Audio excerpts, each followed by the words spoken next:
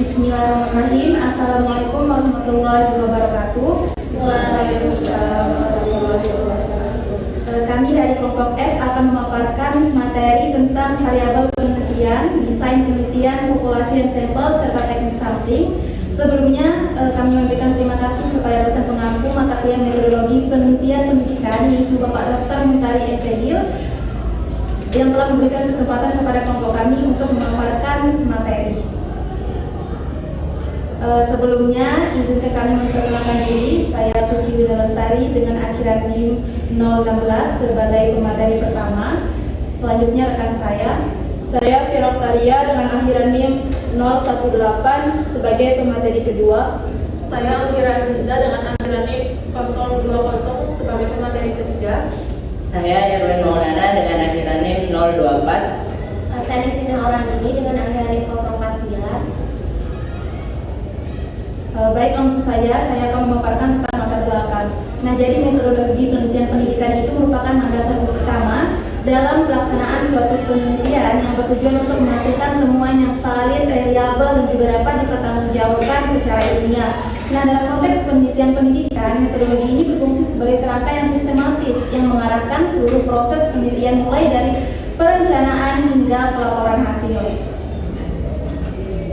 Selanjutnya itu tentang pengertian variabel. Nah, yang pertama itu secara teoritis variabel dapat didefinisikan sebagai atribut seseorang, objek, ataupun yang mempunyai variasi antara satu orang dengan orang lain atau objek dengan objek yang lain. Ini menurut Hart dan Faraday 1981. Nah, selanjutnya ahli yang kedua yaitu Kalimer 1973 menyatakan bahwa variabel adalah konstruk atau sifat yang akan dipelajari. Selanjutnya yaitu ahli yang ketiga yaitu Killer 1981 menyatakan bahwa variabel adalah suatu kualitas di mana peneliti mempelajari dan juga menarik kesimpulan darinya. Nah, dari ketiga pendapat ahli tersebut dapat disimpulkan bahwa variabel adalah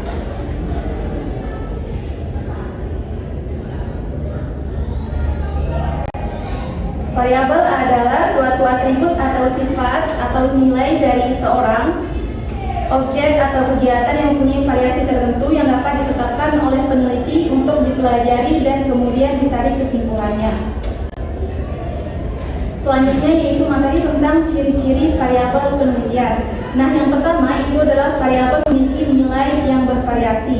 Di sini variabel harus memiliki nilai yang bervariasi untuk membedakan objek dalam suatu populasi. Nah, misalnya itu indeks prestasi atau IP menjadi variabel jika nilai IP berbeda di antara 30 mahasiswa. Jika semua nilai sama, IP tidak dianggap sebagai variabel. Begitu pula profesi bukan variabel jika seluruh populasi memiliki pekerjaan yang sama. Selanjutnya yang kedua adalah variabel membedakan satu objek dari objek yang lainnya. Nah, objek menjadi anggota populasi karena memiliki karakteristik yang sama, namun dapat dibedakan melalui variabel. Misalnya itu adalah mahasiswa sebagai populasi memiliki kesamaan antara tapi berbeda dalam usia, agama, jenis kelamin, prestasi, dan lain-lain yang menjadi variabel untuk membedakan mereka. Selanjutnya itu adalah variabel harus bisa diukur. Nah, untuk penelitian kuantitatif mengharuskan adanya hasil penelitian yang objektif, terukur, dan juga selalu terbuka untuk diuji. Nah, variabel berbeda dengan konsep. Kalau konsep itu belum tentu dapat diukur, sedangkan variabel itu sudah tentu dapat diukur. Nah, variabel adalah operasional konsep. Contohnya itu adalah belajar adalah konsep dan hasil belajar itu dinamakan dengan variabel.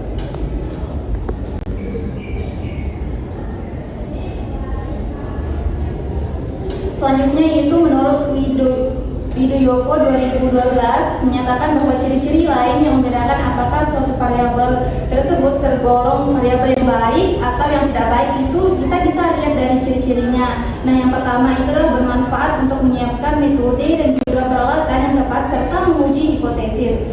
Variabel juga dipakai untuk mengumpulkan data dan menganalisisnya. Yang kedua, variabel sesuai dengan tujuan eksperimen yang dilakukan. Hal ini bisa diukur dan dilihat. Selanjutnya, yang ketiga adalah harus dapat diklasifikasikan, diidentifikasi, dan didefinisikan dengan tegas. Fungsinya agar meminimalkan dan mencegah kesalahan. Selanjutnya yaitu materi tentang kepentingan peneliti dalam memahami variabel.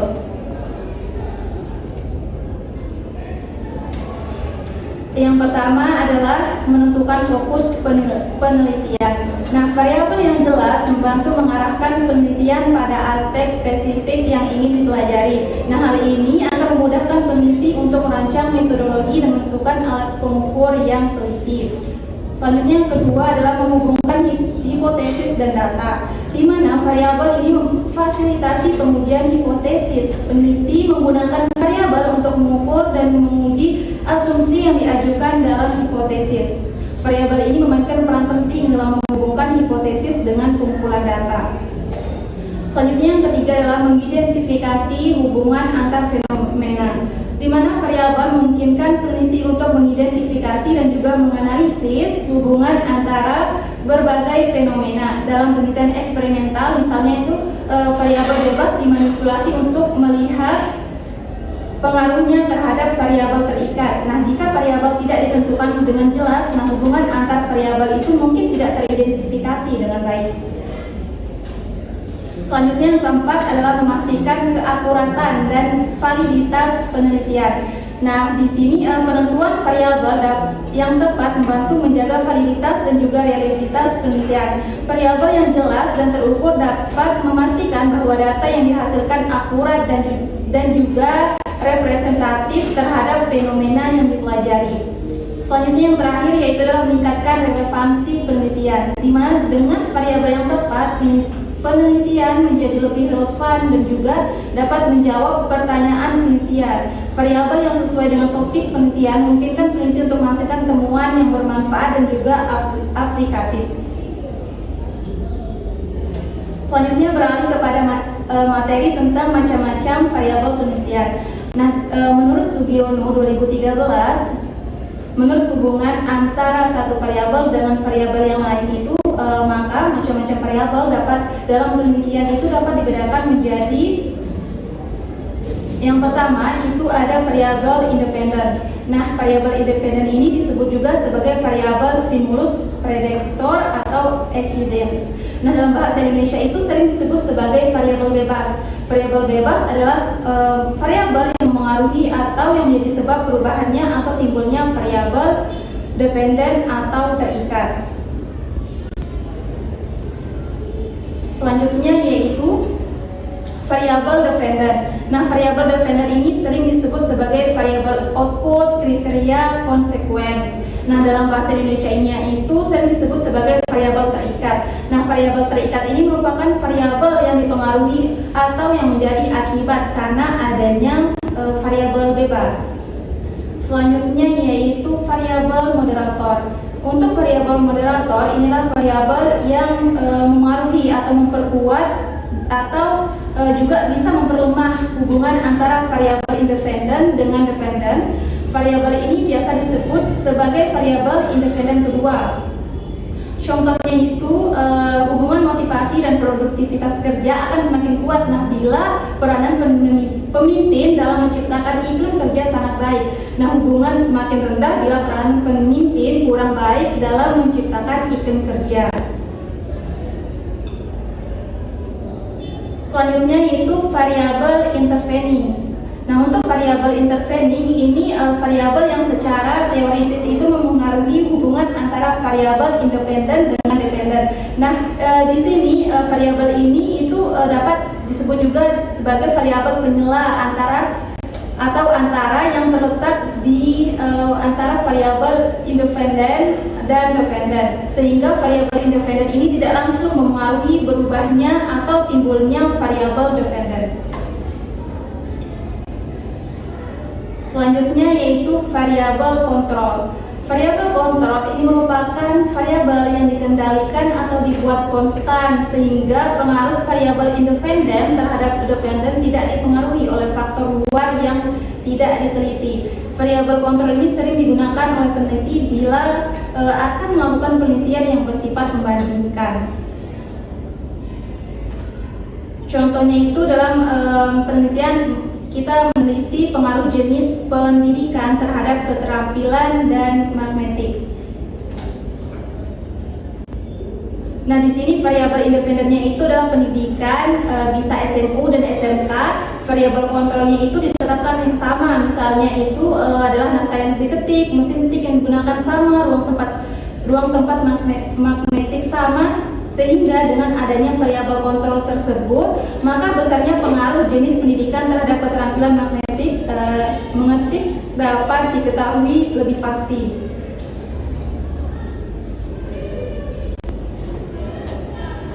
Selanjutnya yaitu menurut Abu Bakar 2021, variabel penelitian terbagi menjadi variabel kuantitatif yang dapat diklasifikasikan menjadi variabel diskrit dan juga variabel kontinum.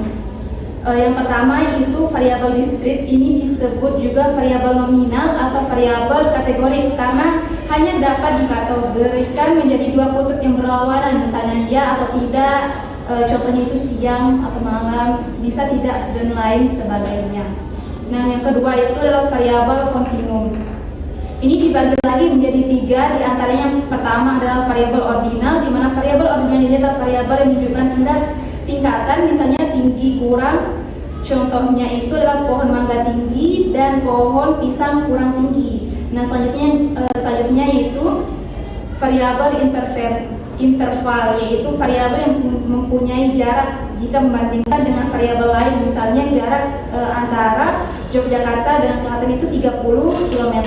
Selanjutnya itu variabel ratio, di mana variabel ini adalah disebut juga sebagai variabel perbandingan. Nah, misalnya berapa hari 2 kali lipat dengan anaknya. Selain membandingkan sebagaimana tersebut di atas sebagai variabel. Selanjutnya yaitu tentang karakteristik variabel yang baik. Nah, di mana variabel itu bisa dikatakan baik apabila memenuhi karakteristik sebagai berikut. Yang pertama itu adalah operasionalisasi yang jelas, di mana variabel harus didefinisikan secara operasional, yang berarti bahwa variabel tersebut dijelaskan dalam bentuk tindakan atau prosedur pengukuran yang spesifik. Selanjutnya itu adalah validitas, di mana variabel yang baik itu harus mempunyai validitas. Nah, artinya itu adalah variabel tersebut benar-benar mengukur apa yang seharusnya diukur. Contohnya itu jika variabelnya prestasi belajar, maka alat ukur yang digunakan itu harus benar-benar mencerminkan prestasi belajar siswa, misalnya dengan menggunakan nilai ujian sebagai indikator. Selanjutnya adalah reliabilitas. Nah, selain valid, variabel juga harus reliable, artinya pengukurannya itu konsisten. Variabel yang baik akan memberikan hasil yang sama jika diukur dalam kondisi sama pada waktu yang berbeda. Contohnya itu jika menggunakan kuesioner untuk mengukur tingkat stres, maka kuesioner tersebut harus memberikan hasil yang konsisten ketika diisi oleh subjek yang sama dan dalam waktu yang berbeda tetapi dengan kondisi yang serupa. Selanjutnya itu adalah relevansi dengan hipotesis atau pertanyaan penelitian. Variabel yang baik itu harus relevan dengan hipotesis atau pertanyaan penelitian yang ingin dia jawab. Variabel harus secara langsung berkaitan dengan tujuan penelitian dan berperan dalam pengujian hipotesis yang diajukan.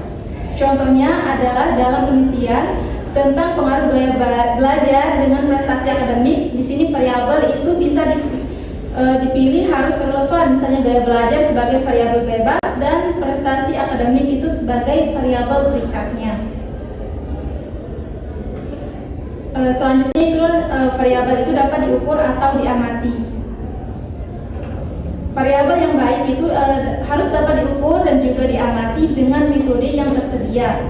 Contohnya itu adalah dalam penelitian kuantitatif, misalnya variabel seperti kecepatan reaksi dapat diukur secara langsung dengan alat pengukur waktu, sementara dalam penelitian kualitatif variabel seperti persepsi itu dapat diukur melalui wawancara ataupun observasi.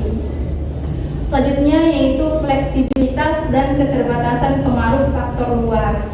Nah, jadi untuk variabel yang baik itu dapat dikendalikan atau dipengaruhi secara terukur oleh peneliti serta mampu mengurangi pengaruh faktor eksternal yang tidak diinginkan. Misalnya itu variabel kontrol. Contohnya itu dalam eksperimen, variabel kontrol ini digunakan untuk memastikan bahwa variabel lain yang tidak relevan tidak mempengaruhi hasil penelitian. Yang terakhir itu adalah sensitivitas dan spesifitas. Variabel yang baik itu harus cukup sensitif atau untuk mendeteksi perbedaan atau perubahan kecil yang terjadi dalam penelitian. Contohnya itu dalam mengukur kepuasan pelanggan, alat pengukur yang digunakan itu harus sensitif terhadap berbagai tingkat kepuasan, dari yang sangat tidak puas hingga yang sangat puas. Baik, untuk materi selanjutnya akan dipaparkan oleh teman saya kepadanya. Baik, di sini saya akan melanjutkan materi tentang langkah-langkah dalam menentukan suatu variabel. Langkah-langkah untuk menentukan variabel dalam penelitian melibatkan beberapa tahapan. Yang penting diantaranya itu yang pertama ada identifikasi pertanyaan atau masalah penelitian. Peneliti itu harus memiliki pemahaman yang jelas tentang apa yang ingin mereka pelajari. Menurut dari Kunto 2010, langkah ini mencakup identifikasi masalah yang akan dijawab melalui penelitian. Yang kedua, ada review literatur. Literatur sebelumnya harus dikaji untuk menemukan variabel yang telah digunakan dalam penelitian yang serupa. Menurut Yusuf 2017, menekankan pentingnya melakukan kajian literatur untuk memastikan variabel yang digunakan relevan dengan penelitian. Yang ketiga, menentukan hubungan antar variabel. Setelah variabel diidentifikasi, langkah selanjutnya adalah menentukan hubungan antar variabel. Variabel bebas, terikat, moderator, dan mediasi harus diidentifikasi dengan jelas. Yang terakhir itu pertimbangan spesibilitas. Variabel yang dipilih harus dapat diukur dengan metode dan alat yang tersedia. Menurut Yusuf 2017 menekankan bahwa peneliti harus memastikan variabel yang dipilih dapat diamati dan diukur secara akurat. Nah, setelah menentukan variabel, kita akan masuk ke paradigma penelitian. Paradigma di sini bukan cuma teori, tapi gambaran visual atau alur hubungan antar variabel. Bagaimana variabel X mempengaruhi variabel Y, atau bagaimana beberapa variabel saling berhubungan. Di sini ada beberapa.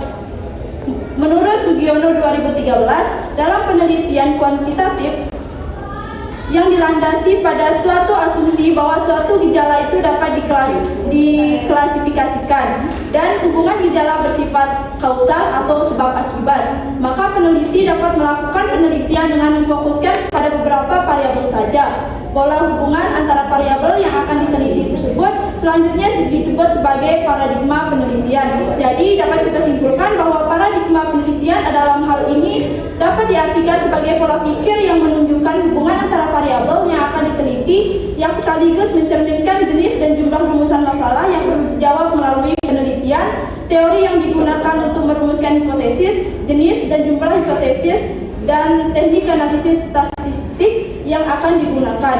Berdasarkan hal ini, maka bentuk-bentuk paradigma atau model penelitian kuantitatif khususnya untuk penelitian survei seperti yang pertama ada paradigma sederhana. Paradigma sederhana ini cukup punya satu variabel bebas dan satu variabel terikat, di mana misalnya ada kualitas alat atau variabel X berpengaruh terhadap kualitas barang yang dihasilkan atau variabel Y. Jadi kita bisa meneliti dua hal, bagaimana kualitas alatnya dan bagaimana kualitas barang yang akan dihasilkan. Kalau kita mau tahu apakah keduanya saling berhubungan, kita bisa pakai analisis korelasi produk moment. Intinya semakin banyak alatnya, semakin bagus barang yang dihasilkan. Yang kedua ada paradigma sederhana berurutan. Dalam paradigma ini terdapat lebih dari dua variabel, tetapi hubungannya masih sederhana. Paradigma sederhana menunjukkan hubungan antara satu variabel independen dengan satu variabel dependen secara berurutan. Misalnya, kualitas input mempengaruhi proses, proses mempengaruhi output, dan output itu bisa mempengaruhi outcome. Kita bisa cari hubungan antar variabelnya pakai korelasi sederhana atau regresi linear untuk memprediksi hasil akhirnya. Yang ketiga ada paradigma ganda dengan dua variabel independen. Dalam paradigma ini terdapat dua variabel independen dan satu dependen. Dalam paradigma ini terdapat tiga rumusan masalah deskriptif dan 4 rumusan masalah asosiatif. atau 3 korelasi sederhana dan 1 korelasi ganda. Misalnya lingkungan keluarga dan faktor demografi sama-sama berpengaruh terhadap keberhasilan usaha. Itu bisa kita uji masing-masing pengaruhnya secara terpisah dengan korelasi sederhana, lalu uji bersama-sama dengan korelasi ganda. Yang keempat ada paradigma ganda dengan 3 variabel independen. Dalam paradigma ini terdapat 3 variabel independen, yaitu variabel X1, X2, dan X3, dan 1 dependen yaitu variabel Y. Rumusan masalah deskriptif ada 4, dan rumusan masalah asosiatif atau hubungan untuk yang sederhana ada 6 dan yang ganda minimal 1.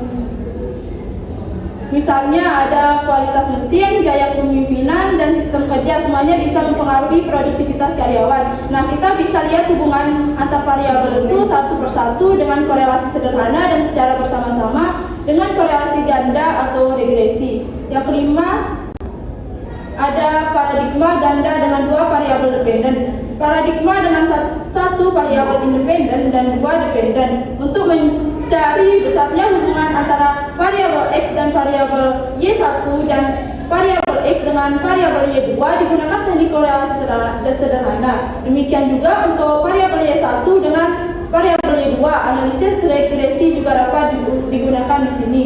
Yang terakhir adalah paradigma ganda dengan 2 variabel independen dan 2 dependen, di mana model penelitian ini digunakan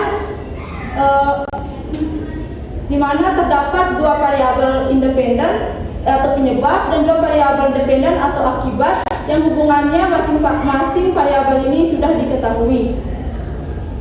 Yang terakhir adalah paradigma jalur. Paradigma jalur itu terdapat 4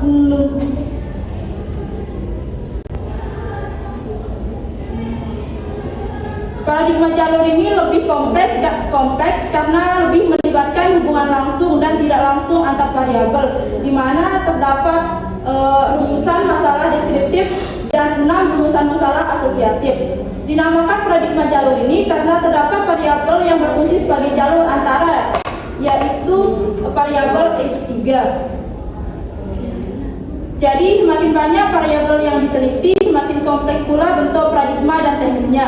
Paradigma sederhana biasanya cukup pakai korelasi atau t-test, sedangkan paradigma ganda dan jalur perlu analisis regresi atau analisis jalur. Semua paradigma ini membantu kita memahami pola hubungan antara variabel dalam penelitian.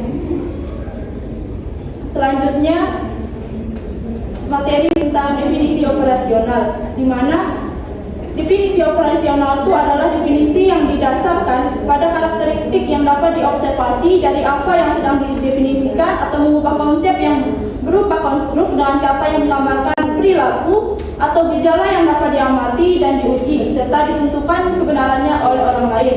Di sini ada beberapa tipe, yaitu ada 3 tipe definisi operasional. Yang pertama itu definisi operasional A, di mana definisi operasional tipe A yaitu dapat disusun berdasarkan pada sebuah operasi yang harus dilakukan sehingga dapat menyebabkan gejala atau keadaan didefinisikan menjadi nyata ataupun dapat terjadi. Yang kedua ada definisi operasional tipe B, di mana definisi operasional tipe B ini dapat disusun berdasarkan pada bagaimana sebuah objek tertentu yang didefinisikan dapat dioperasionalkan, yakni berupa apa yang dilakukan atau apa yang menyusun karakteristik dinamisnya. Dan yang terakhir itu ada definisi operasional tipe C, di mana definisi operasional tipe C ini yaitu dapat disusun berdasarkan pada sebuah penampakan seperti apa objek atau gejala yang didefinisikan, yakni apa yang menyusun karakteristik statisnya. Selanjutnya, materi tentang desain penelitian. Menurut Witari dan kawan-kawan 2023, desain penelitian pendidikan adalah langkah kunci dalam menyusun dan melaksanakan penelitian di bidang pendidikan. Desain yang tepat memastikan bahwa penelitian dapat dilaksanakan dengan cara yang ilmiah, dapat diandalkan sehingga hasilnya dapat memberikan kontribusi yang berarti terhadap pemahaman dan pengembangan pendidikan. Di sini ada 2 pengertian menurut Witari dan kawan-kawan 2023 secara definisi. Secara definisi, desain penelitian mempunyai dua macam pengertian. Yang pertama itu secara luas dan secara sempit. Secara luasnya berarti definisi desain penelitian itu semua proses yang diperlukan dalam perencanaan dan pelaksanaan penelitian. Sedangkan kalau secara sempit, desain penelitian itu dapat diartikan sebagai penggambaran secara jelas tentang hubungan antar variabel, pengumpulan data, dan analisis data, sehingga dengan adanya desain yang baik, peneliti maupun orang lain yang berkepentingan mempunyai gambaran yang jelas tentang bagaimana gayutan antar variabel yang ada dalam konteks penelitian dan apa yang hendak dilakukan oleh seorang peneliti dalam melaksanakan penelitian. Di sini mungkin hanya itu dari saya. Materi selanjutnya akan dilanjutkan oleh rekan saya. Baik, terima kasih. Di sini saya akan lanjutkan. Saya akan menjelaskan langkah-langkah penelitian. Penelitian adalah serangkaian langkah-langkah yang dilaksanakan secara sistematis dan terencana untuk memecahkan permasalahan atau memperoleh jawaban terhadap pertanyaan-pertanyaan tertentu. Langkah-langkah yang direalisasikan itu serasi dan saling berkaitan satu sama lain sehingga hasil penelitian bisa mencapai suatu tingkat kebenaran ilmiah. Oleh sebab itu, pada umumnya langkah-langkah penelitian menurut Creswell 2013 adalah sebagai berikut.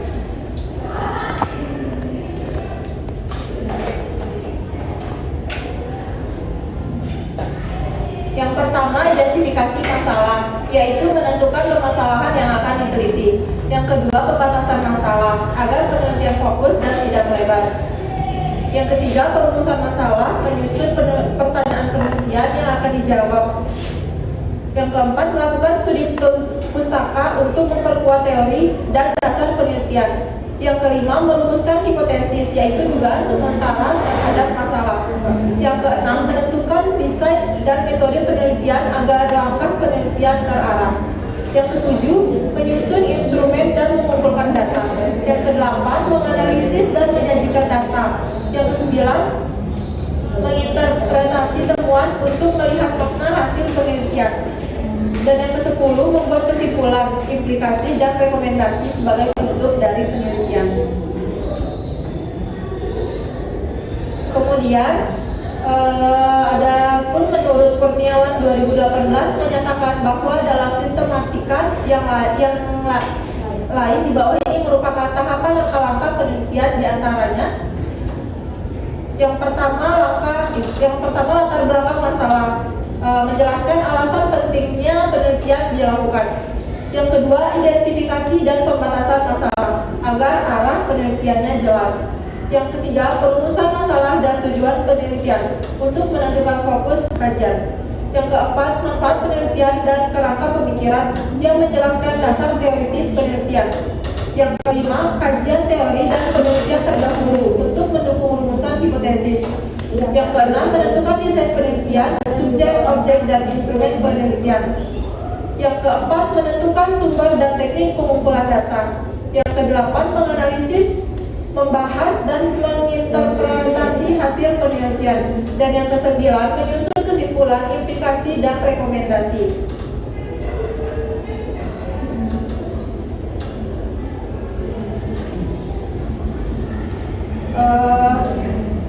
Kemudian menurut Pitara dan kawan-kawan 2023 menyatakan bahwa desain penelitian pendidikan berisi tahapan penelitian, metode penelitian, teknik pengumpulan data, sumber data atau populasi dan sampel, serta alasan mengapa menggunakan metode tersebut. Sebelum kegiatan pengumpulan data dilakukan, terlebih dahulu harus ditetapkan teknik penyusun dan pengujian instrumen yang akan digunakan untuk mengumpulkan data. Data yang diperoleh kemudian dianalisis menggunakan teknik statistik. Hasil analisis dan data merupakan temuan yang belum diberi makna. Pemaknaan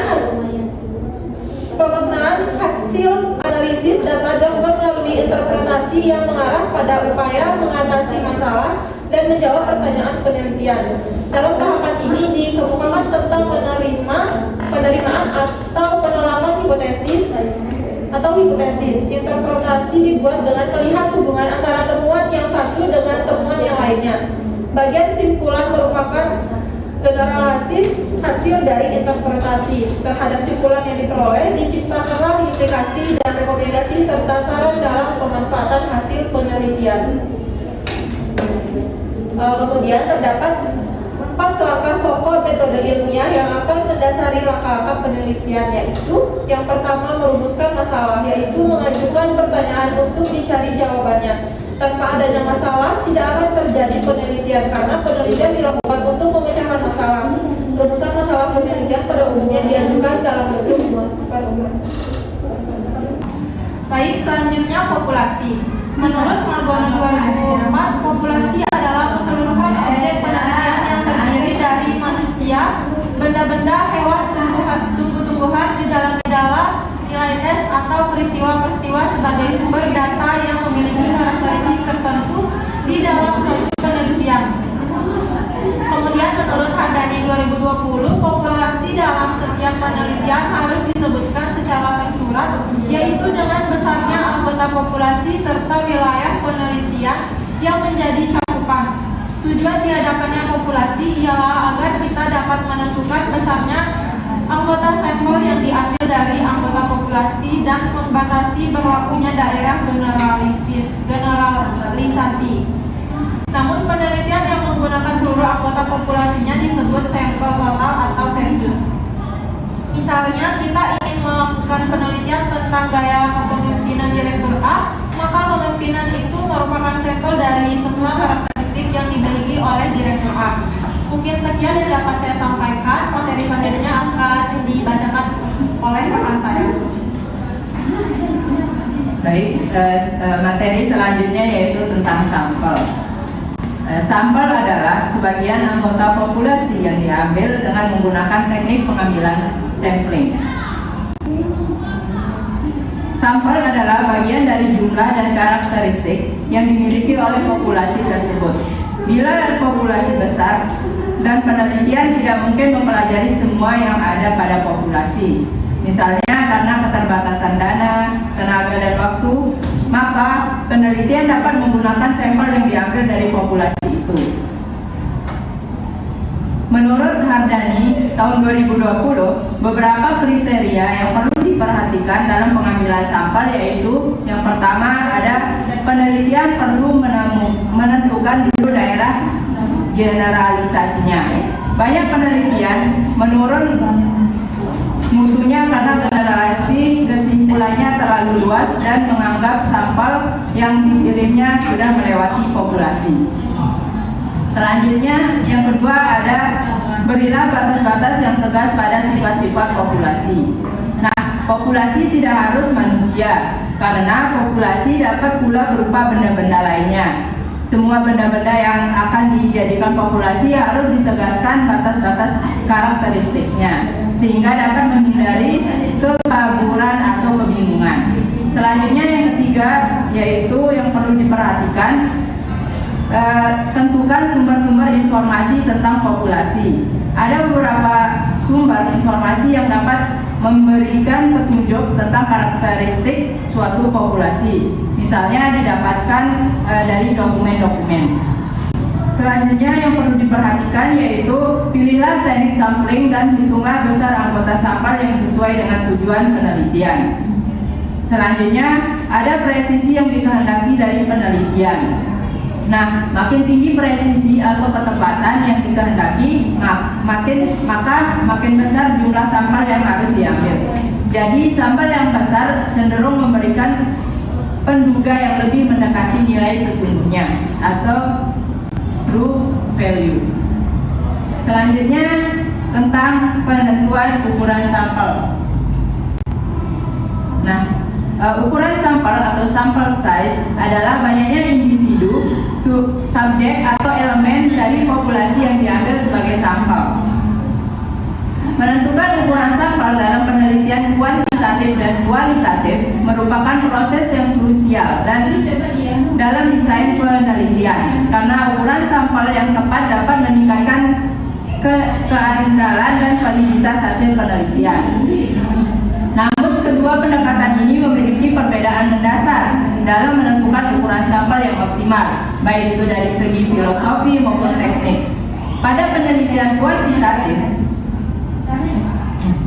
ukuran sampel biasanya dihitung secara numerik dengan tujuan menggeneralisasikan temuan kepada populasi yang lebih luas.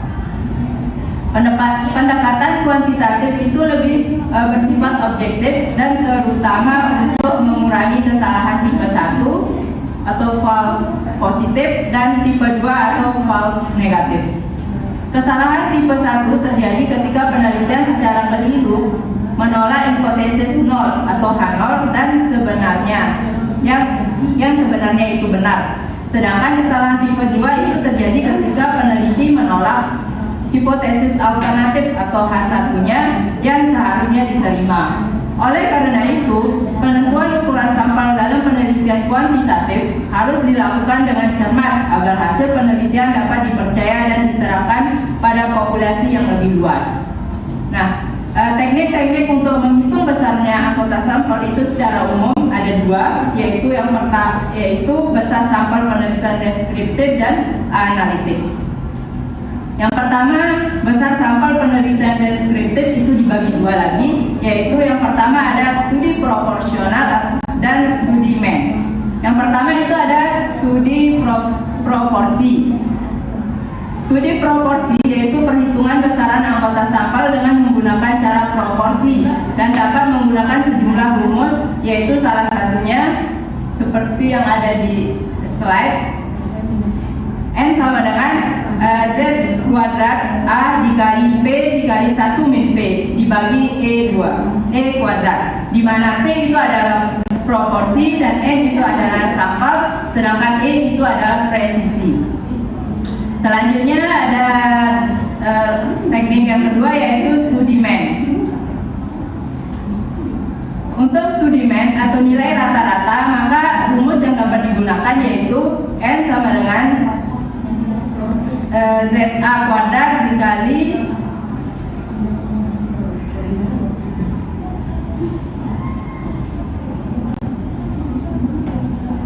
dibagi E kuadrat, di mana ZA itu adalah kesalahan tipe 1, yaitu nilainya 1,96, A kuadrat itu adalah varian, E itu adalah presisi, D itu adalah presisi juga, dan S adalah standar deviasi.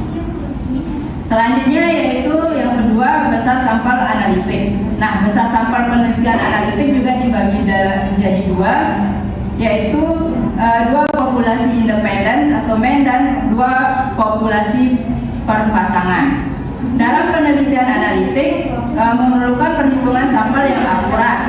Setiap desain penelitiannya menggunakan rumus-rumus yang berbeda. Yang pertama itu ada rumus dari dua populasi independen atau mean. Nah, syaratnya yaitu bila penelitian ini dilakukan untuk mengetahui mean pada dua populasi yang bersifat independen, maka rumus yang digunakan yaitu N1 ditambah N2 sama dengan 2 dikali Z alpha ditambah Z beta dikali S itu standar deviasi dibagi X1 ditambah X2 kuadrat. Nah, di mana N1 dan N2 adalah kelompok 1 dan kelompok 2, Z alpha itu adalah kesalahan tipe 1, Z beta itu adalah kesalahan tipe 2, S itu adalah standar deviasi, sedangkan X1 dan X2 itu adalah perbedaan klinis yang diinginkan.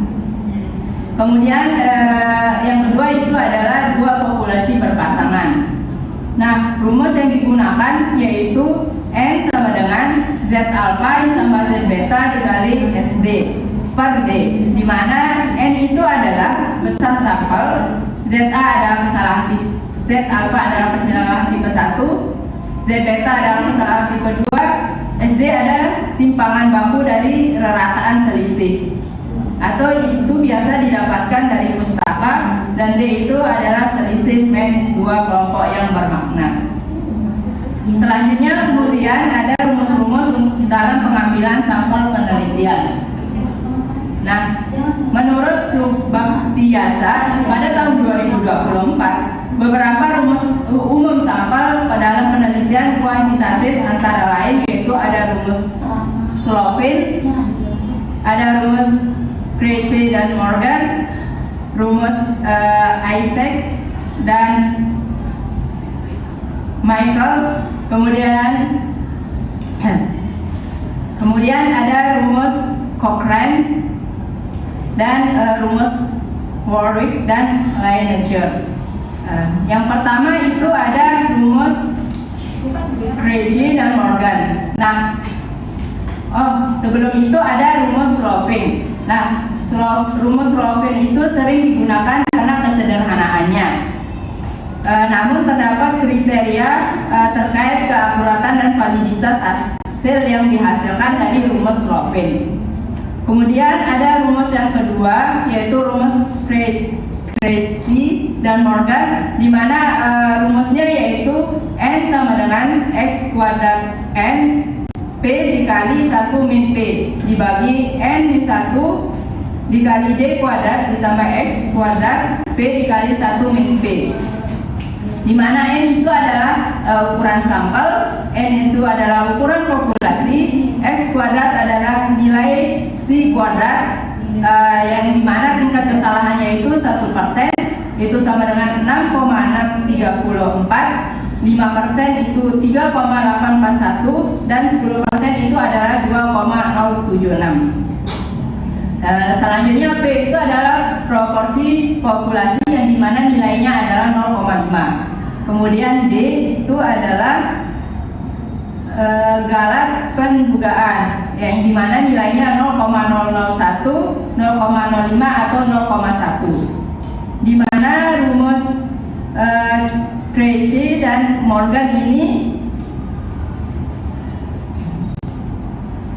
cocok digunakan untuk populasi besar dan heterogen karena mempertimbangkan tingkat signifikansi, variabilitas, dan ukuran populasi secara lebih komprehensif sehingga lebih robust dalam berbagai konteks penelitian. Kemudian rumus ketiga yaitu ada rumus Isaac dan Michael. Nah, di mana rumusnya yaitu N sama dengan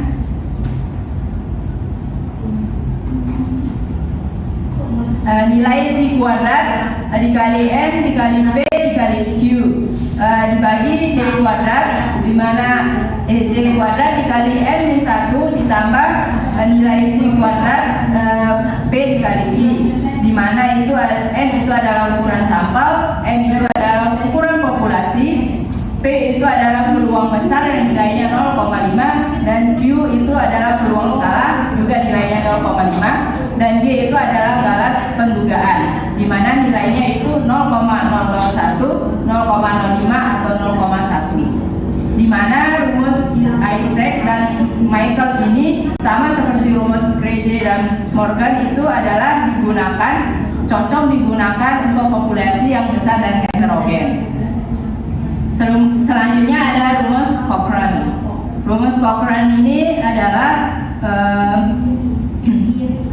dinilai itu lebih fleksibel dan konservatif untuk kondisi di mana ukuran populasi tidak diketahui dengan pasti.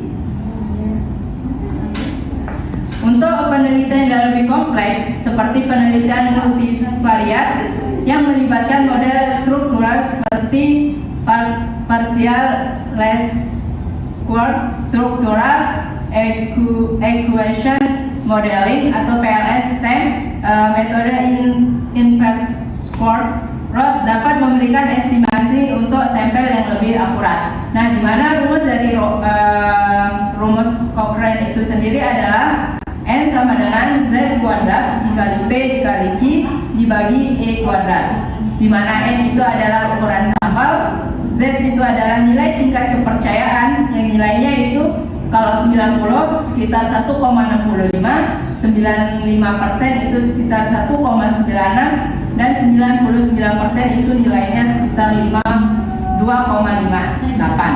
Nah, P itu adalah peluang besar yang nilainya 0,5, Q atau Q itu adalah peluang salah yang nilainya 0,5, sedangkan E adalah margin of error yang maksimal 10%.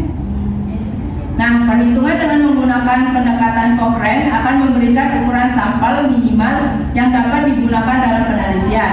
Namun untuk memastikan sampel penelitian memenuhi untuk dapat dianalisis lebih lanjut, maka dibutuhkan jumlah sampel melebihi dari yang ditetapkan untuk menghindari kesalahan, ketidakjelasan atau ketidaklengkapan data. Untuk mengatasi masalahnya, itu dapat kita menggunakan pendekatan Warwick dan Lineager dengan rumus yaitu JS sama dengan N dibagi 0,90 dikali 0,95, yang dimana JS itu adalah jumlah sampel akhir, N adalah jumlah sampel minimal yang harus diteliti, 0,5 itu adalah estimasi jumlah sampel yang dapat diobservasi, sedangkan 0,95 itu adalah sampel yang dapat diolah datanya. Itu saja yang dapat saya sampaikan. Materi selanjutnya akan disampaikan oleh pemateri ke-5. Baik, selanjutnya saya akan menjelaskan tentang teknik pengambilan sampel. Nah, jadi pengambilan sampel itu merupakan langkah awal dan sangat penting dalam sebuah penelitian. Nah, bisa dibilang ini adalah fondasi utama sebelum kita masuk ke tahap analisis data. Nah, di sini Miko dan kawan-kawan itu pengambilan sampel adalah bagian pertama dari keseluruhan proses analisis, yang artinya kalau tahap ini itu tidak tepat, maka hasil penelitian kita juga ikut bias atau tidak akurat. Nah, tujuan dari teknik pengambilan sampel adalah supaya kita bisa memilih sebagian kecil dari populasi yang benar-benar bisa mewakili keseluruhan populasi itu. Nah, jadi kita itu tidak perlu meneliti semua orang atau semua objek, tapi cukup sebagian yang representatif. Kemudian menurut SOM tahun 1995, teknik pengambilan sampel ini membantu kita agar tidak bingung dalam memilih metode yang mirip-mirip. Sedangkan Firmansyah dan Dede tahun 2022 menjelaskan bahwa pemilihan teknik yang tepat ini akan memudahkan peneliti menentukan cara yang paling cocok untuk proyek penelitiannya. Lalu penting juga untuk kita mengetahui tentang cara menentukan yang namanya kriteria inklusi dan eksklusi. Nah, kriteria inklusi ini adalah ciri-ciri subjek yang memang masuk ke dalam penelitian, misalnya dari sisi usia, lokasi, atau waktu yang tertentu. Kemudian kriteria eksklusi adalah ciri-ciri subjek yang justru bisa mengganggu hasil penelitian, jadi harus dikeluarkan atau diabaikan. Intinya tujuan utama pengambilan sampel itu mendapatkan sampel yang benar-benar representatif. Nah, representatif ini maksudnya sampelnya itu mirip dengan populasi aslinya. Karena kalau kita ingin hasil penelitian bisa digeneralisasikan ke populasi, maka sampel yang kita ambil itu harus benar-benar serupa. Kemudian selanjutnya saya akan menjelaskan tentang kesalahan-kesalahan umum dalam menentukan ukuran sampel. Nah, dalam penilaian itu menentukan ukuran sampel itu nggak bisa asal-asalan, karena kalau salah hasil penelitian itu bisa jadi tidak akurat dan bahkan menyesatkan. Menurut Wagiran tahun 2019 ada dua jenis penyimpangan atau kesalahan yang bisa terjadi dalam proses ini. Yang pertama adalah penyimpangan karena pemakaian sampel atau biasa disebut sampling error. Nah, kesalahan ini muncul karena kita hanya meneliti sebagian kecil dari populasi, bukan seluruhnya. Jadi walaupun pengamatan, definisi, dan pengolahan datanya itu sudah benar, maka hasilnya tetap bisa sedikit berbeda dari kondisi populasi yang sebenarnya. Nah, semakin besar ukuran sampel yang kita ambil, maka kemungkinan terjadinya sampling error ini akan semakin kecil. Kemudian ada yang kedua adalah penyimpangan bukan karena pemakaian sampel. Nah, jenis kesalahan ini lebih disebabkan kepada faktor manusia atau teknis dalam pelaksanaan penelitian. Misalnya yang pertama itu kesalahan dalam perencanaan seperti penggunaan definisi atau kriteria pengukuran yang kurang tepat. Kemudian ada juga penggantian sampel yang tidak sesuai dengan yang seharusnya, salah tafsir baik dari petugas maupun responden saat menjawab pertanyaan.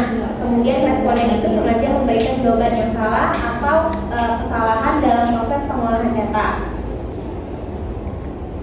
Nah, selain dua jenis penyimpangan itu, Wagiran menyebutkan beberapa kesalahan umum lain yang sering terjadi saat menentukan ukuran sampel. Yang pertama, peneliti itu tidak tahu pasti jumlah anggota populasi. Yang kedua, ukuran sampel yang diambil terlalu kecil padahal populasi itu cukup besar. Yang ketiga, tidak menggunakan teknik stratified sampling padahal seharusnya diperlukan. Kemudian yang keempat, mengubah prosedur atau menulis teknik sampling tanpa alasan yang jelas. Kemudian yang kelima ada memilih sampel yang tidak sesuai dengan tujuan penelitian. Kemudian mengurangi jumlah sampel yang sudah ditetapkan sebelumnya. Dan terakhir itu bahkan bisa mengambil kelompok eksperimen dan kontrol dari populasi yang berbeda. Nah, selanjutnya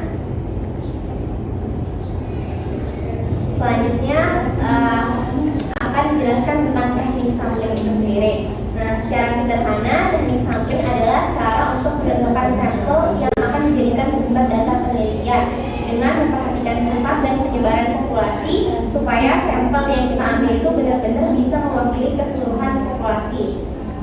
Secara umum, teknik sampling dibagi menjadi dua kelompok besar, yaitu probability sampling dan non-probability sampling.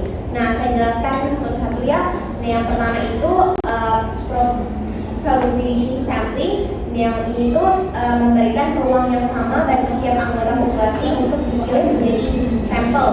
Biasanya teknik ini itu digunakan dalam penelitian yang kuantitatif karena hasilnya lebih bisa digeneralisasikan ke populasi yang lebih luas.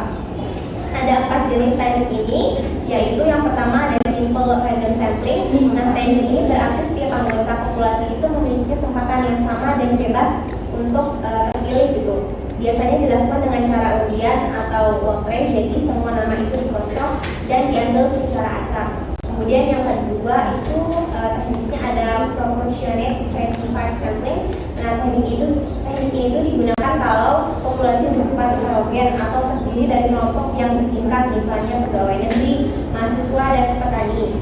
Nah, pengambilan sampelnya itu dilakukan secara proporsional dari setiap kelompok. Kemudian yang ketiga ada disproportionate stratified sampling, mirip seperti sebelumnya, tapi digunakan kalau jumlah anggota tiap strata itu nggak seimbang, misalnya hanya ada 1 orang lulusan S3 dan 3 orang lainnya itu S2. Nah, mereka itu bisa langsung diambil semua sebagai sampel karena jumlahnya kecil. Kemudian ada cluster sampling. Nah, teknik ini digunakan kalau populasi itu tersebar di wilayah yang luas, misalnya antar provinsi atau kabupaten. Biasanya itu dilakukan ada 2 tahap. Yang tahap pertama itu memilih daerahnya dulu, baru tahap kedua itu memilih individu dalam daerah itu. Kemudian ada yang kedua tekniknya yaitu non-probability sampling. Nah, kalau yang ini tuh tidak memberikan peluang yang sama bagi setiap anggota populasi untuk terpilih. Teknik ini tuh lebih cepat dan mudah dilakukan, tapi hasilnya tidak bisa digeneralisasikan ke seluruh populasi karena tidak semua unsur itu terlihat. Nah, ada 6 jenis dari teknik ini, yaitu yang pertama sampling sistematis.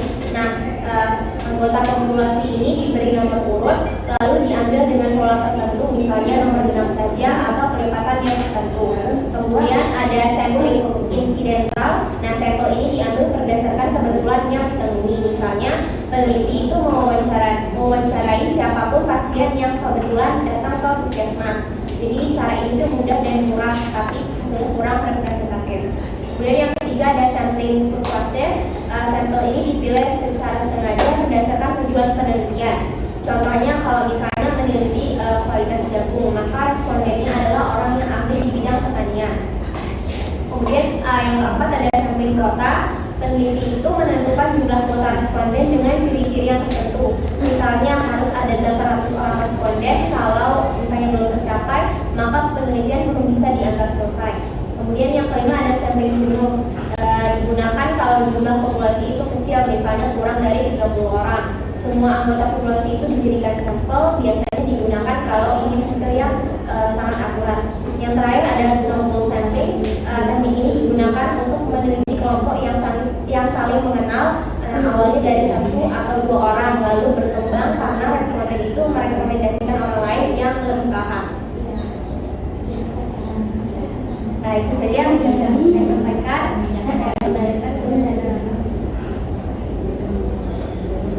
Baik, itu tadi pemaparan materi dari kelompok F. Lebih kurangnya mohon dimaafkan. Wabillahi taufiq wal hidayah. Wassalamualaikum warahmatullahi wabarakatuh.